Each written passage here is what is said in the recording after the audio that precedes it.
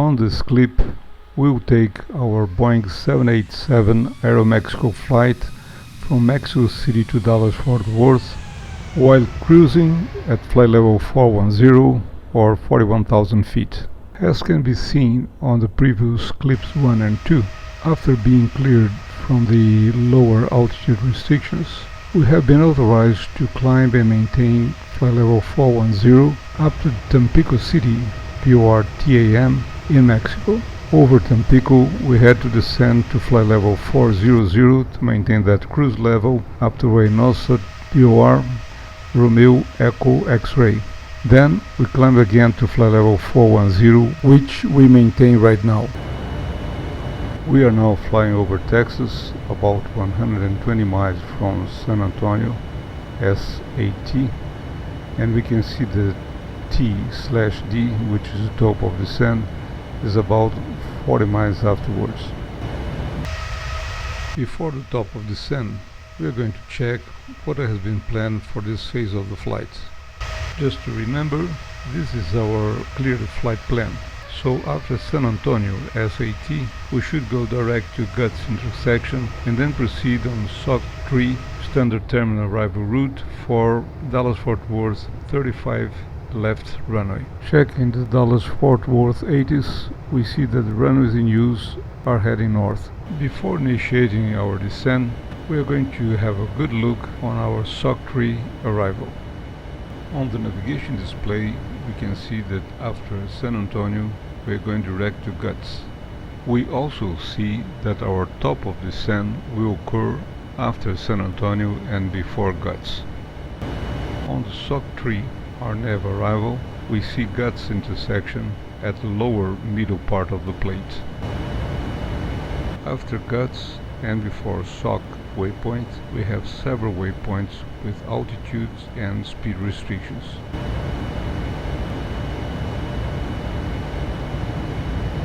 As the FMC has already been set with SOC 3 arrival, all the waypoints has already their respective altitude constraints. The speed constraints on each of these waypoints are not the ones we have on the standard terminal arrival route. This is due to the fact that on the VNAV descent page we have already set all the economic speeds for our descent, so we should modify these speeds for the ones we have on the standard terminal arrival route. On the FMC approach reference page we choose the landing flaps. On this case, flaps 30 will give us a VREF of 143. Then we press the 4 right button. These values will be showing green on the bottom right side of the speed tape on the PFD. Passing San Antonio, maintaining the cruise level 41,000 feet, we have already set the altitude selector to 24,000 feet, which is the first restriction during the descent. At the progress page, we can see that the top of the descent is approaching. Right now it's about 40 miles out.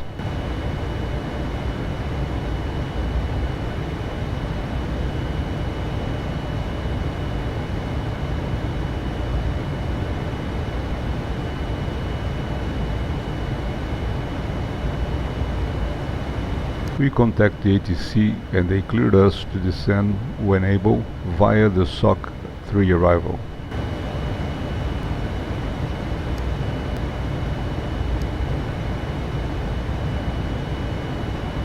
As VNAV is active, it starts automatically the descent following the information it has on the FMC. Initiating this phase, we ask for the descent checklist. We first press the cancel recall button to see if we have any concealed messages. As there's nothing there, we can check this item and also the next one, notes. For auto brake, we'll set number 2, which is almost a standard setting for normal landings. Landing data is already set for VREF and minimum. Approach briefing is also completed, so descent checklist completed. Using the EFB, we can calculate more accurately the landing data. We press the show landing button and on the landing page we update all the landing data. First of all, we copy all the FMC data. Then we update the landing data with more recent information that we have. Just follow the highlighted buttons on the electronic flight bag to see the data that is being inputted.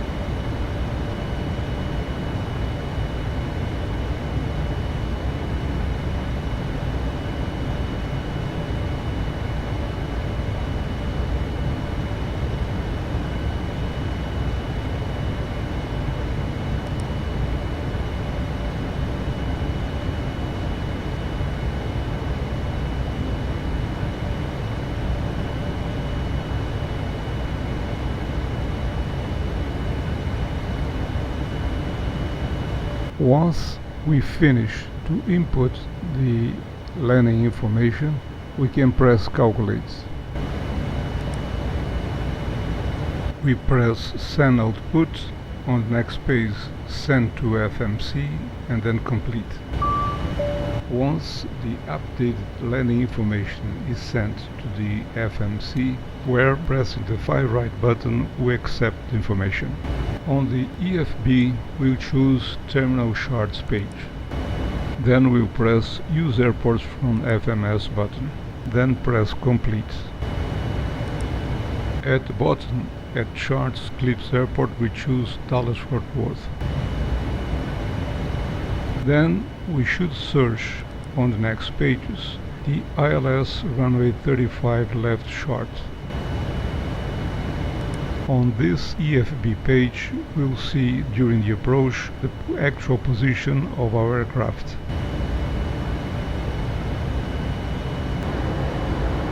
To see the vertical situation display VSD, we first press the menu button, then VSD. Under menu, we can also select several data to be shown on the navigation display.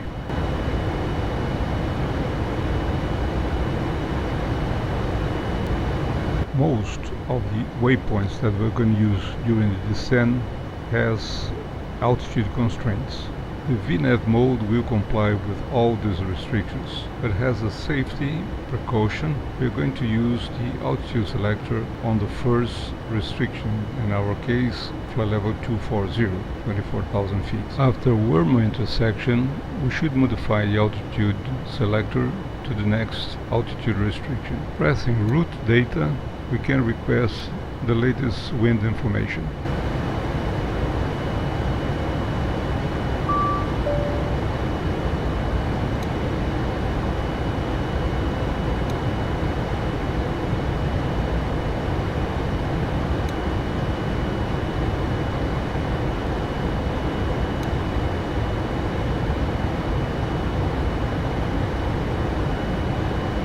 As the flight proceeds, we have to remember to modify the altitude selector for the next altitude restriction. In case of waypoint EGAT is 20,000 feet.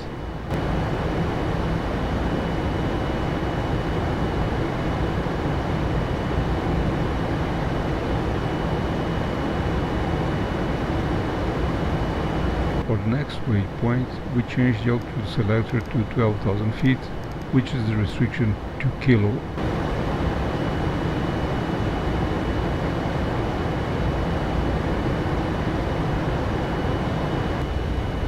We are now passing Isabel at 7,000 feet, its minimum altitude. We then reset the altitude selector to 5,000 feet, which is the minimum altitude for next waypoint, SOC. ATC has already cleared us from SOC to Corn intersection, maintaining 5,000. On the runway 35 left's ILS plate, we can see that Corn is already on the localizer and at 5,000.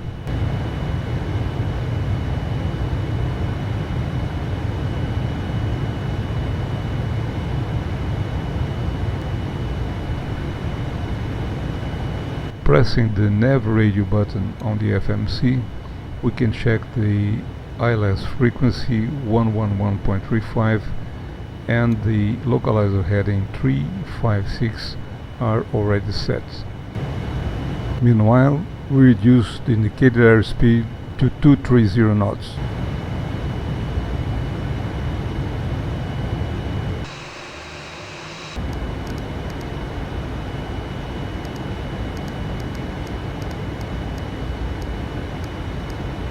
We checked SOC and proceed to CORM, where we're going to intercept the ILS.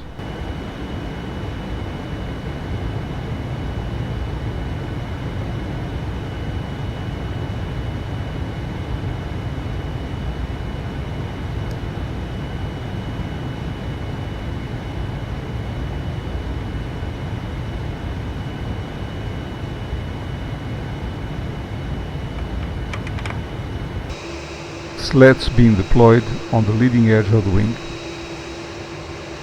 We continue requiring a lower speed and setting the flaps accordingly.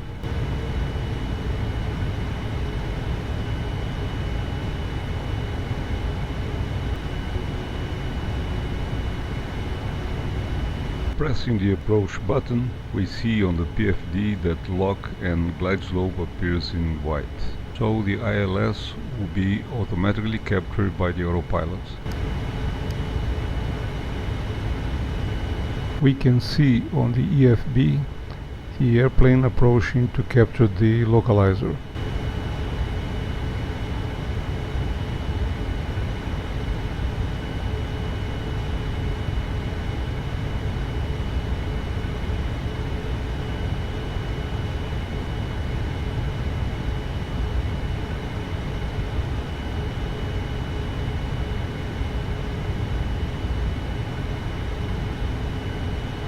Usually, the landing gear is set to the down position just before capturing the glide slope. On this flight, we are putting the landing gear down just a little bit ahead of this time, just to increase the reduction of the airspeed of the airplane.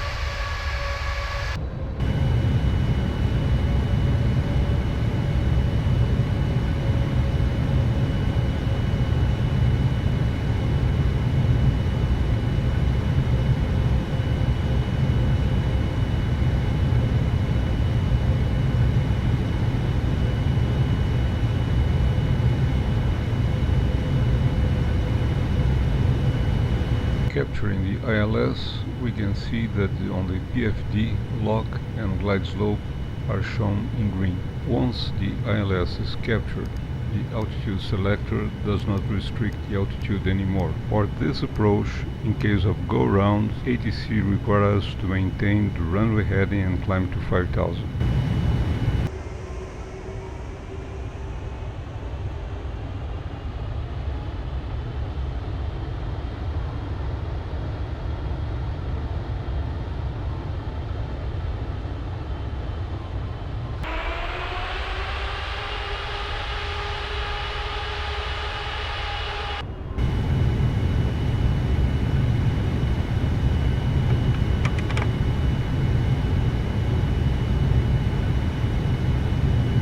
We continue setting more flaps and reducing the indicated airspeed.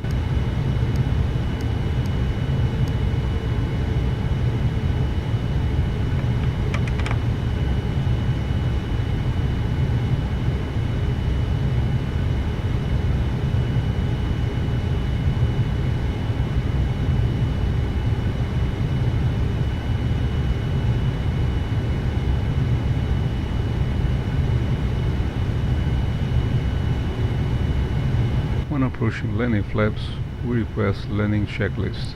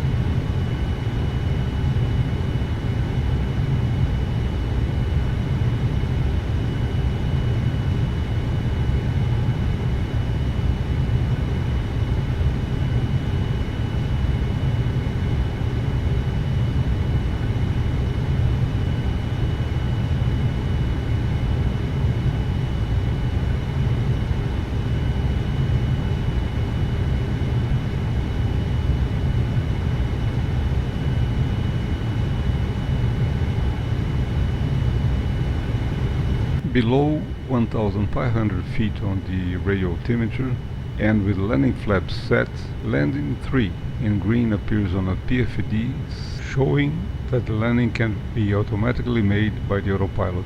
Landing checklist.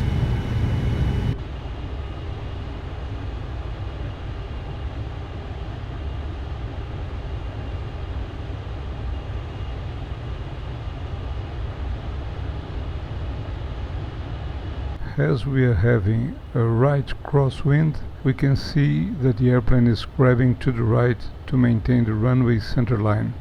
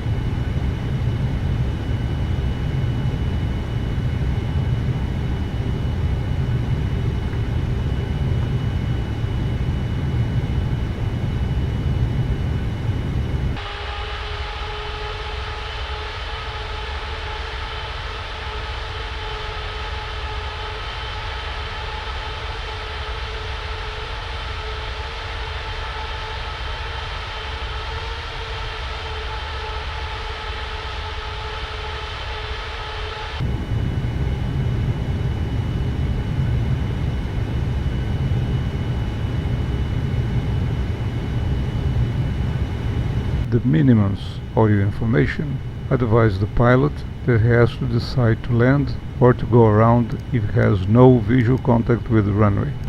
Approaching minimums. Minimums. The pilot states his decision, saying in this case landing. 100. 30. 20. 10.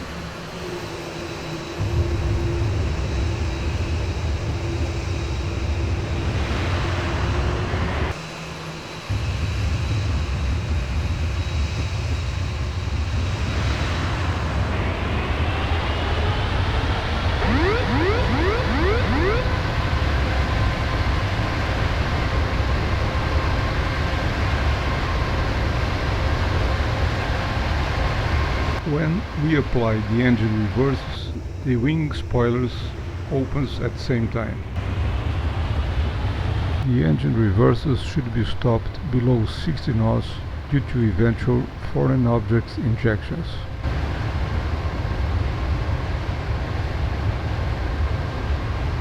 When we stop applying the engine reverse, the wing spoilers closes all together.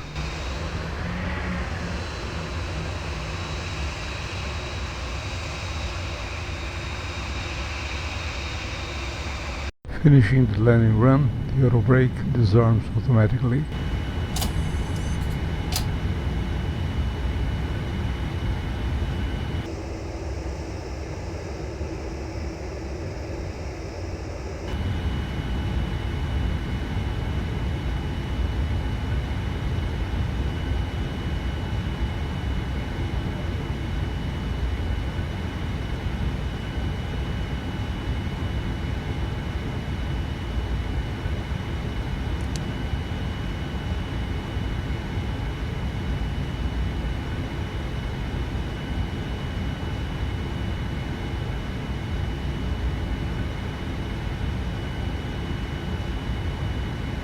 Leaving the runway, we should contact ground control that give us taxi informations. We should also extinguish the landing lights and the strobe lights.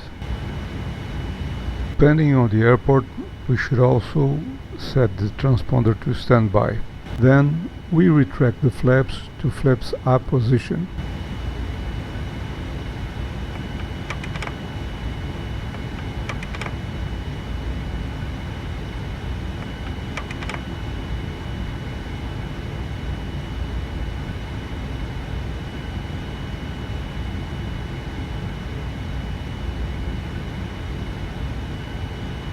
We will restart the APU to have electrical energy and air conditioning by the time we cut off the engines.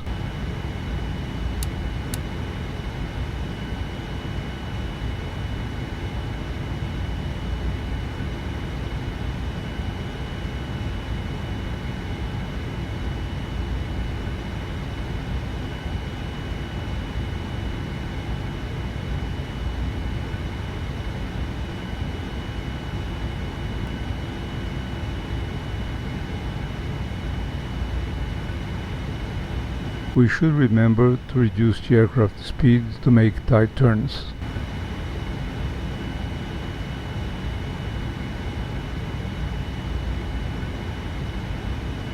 There are airports that restricts the use of APU due to its noise. If this was the case here, after parking the aircraft at the gate, we would require a GPU to be connected to the aircraft before shutting down the engines.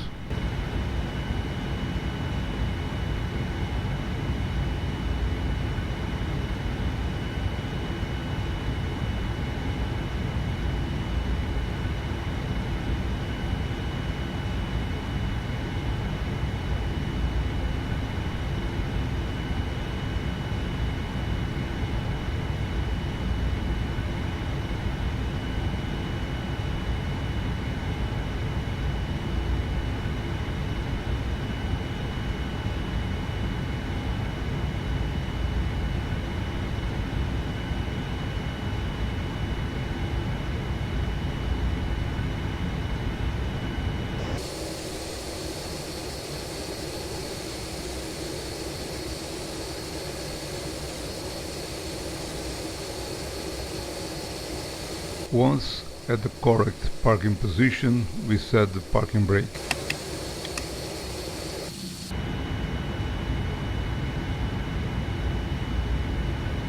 We verify the APU status, confirm that both APU generators are running so we can shut down the engines. We set both engine fuel control valves to cut off and the engines will be shut.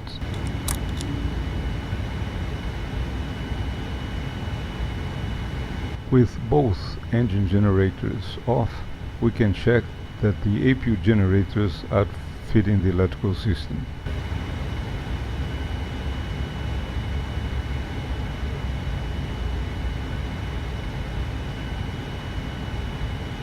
Then we shut down the beacon and set the seatbelts sign to off.